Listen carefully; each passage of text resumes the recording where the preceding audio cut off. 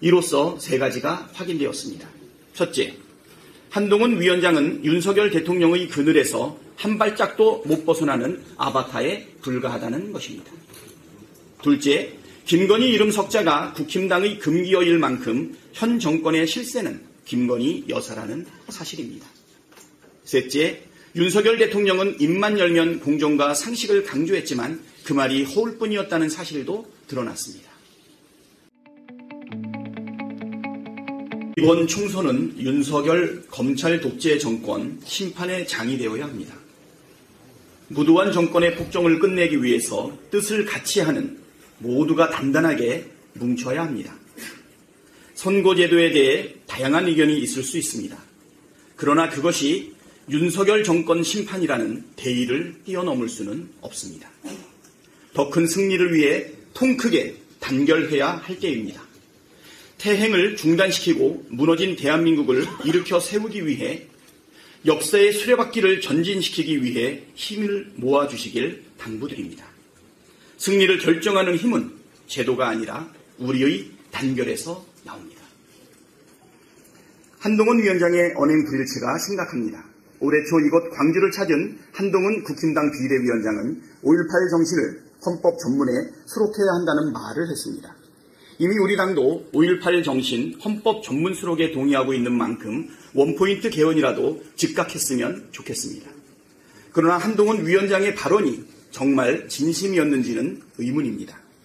국힘당 인사들의 5.18 왜곡과 폄훼 발언이 끝없이 이어지고 있기 때문입니다.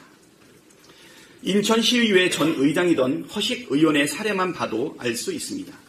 국힘당 소속이던 허식 전 인천시의회 의장은 5.18은 DJ 세력과 북이 주도한 내란이라는 제목의 기사가 실린 신문을 동료 의원실에 배포해 물의를 빚었습니다.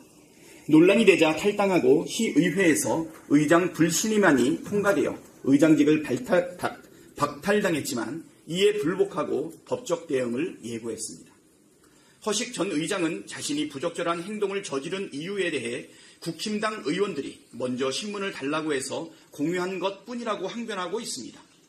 즉, 허식 전 의장이 지목한 국힘당 시의원들은 그대로 둔다는 것은 꼬리만 잘랐지 몸통은 그대로 봐주겠다는 것과 마찬가지입니다. 부적절한 사례는 또 있습니다. 김광동, 이기 진실화해위 위원장이 그 사례입니다. 김광동 진실화해위 위원장은 5.18 민주화운동에 북한이 개입했을 가능성을 배제할 수 없다는 부적절한 입장을 고수하고 있습니다. 김광동 위원장에 대한 인사검증 책임은 당시 한동훈 법무부에 있었습니다. 한동훈 위원장이 말로는 5.18 헌법정신 헌법 전문 수록에 동의한다면서 실제 행동으로는 5.18을 왜곡하고 폄훼하는 인물을 인사검증에 거르지 않은 것은 명백한 모순입니다. 이렇게 말과 행동이 달라서는 신뢰하기가 어렵습니다.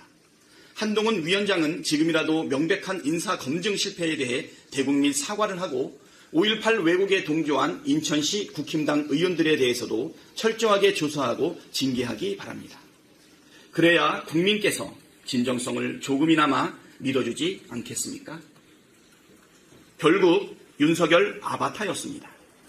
한동훈 위원장이 사천 논란까지 빚어가며 손을 들어준 김경률 국힘당 비상대책위원이 총선 불출마를 선언했습니다. 김건희 명품백에 대해 사과해야 한다고 주장하고 김건희를 마리 앙뚜아네트라고 비유한 것에 대해 용산 대통령실이 노발대발했다더니 결국 출마를 포기한 것입니다. 이로써 세 가지가 확인되었습니다.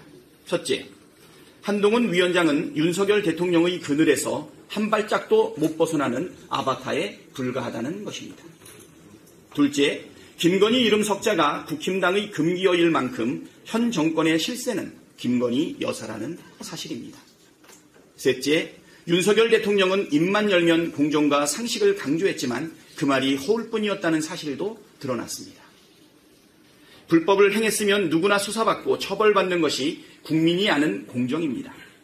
법 앞에 만민이 평등하다는 게 국민이 아는 상식입니다. 윤석열 대통령과 한동훈 위원장은 지금이라도 김건희 특별법을 수용하고 김건희 명품백 수수 사건도 수사받겠다고 밝히십시오. 그것이 자신의 말에 대해 최소한의 책임을 지는 태도이자 국민에 대한 예의입니다. 이상입니다.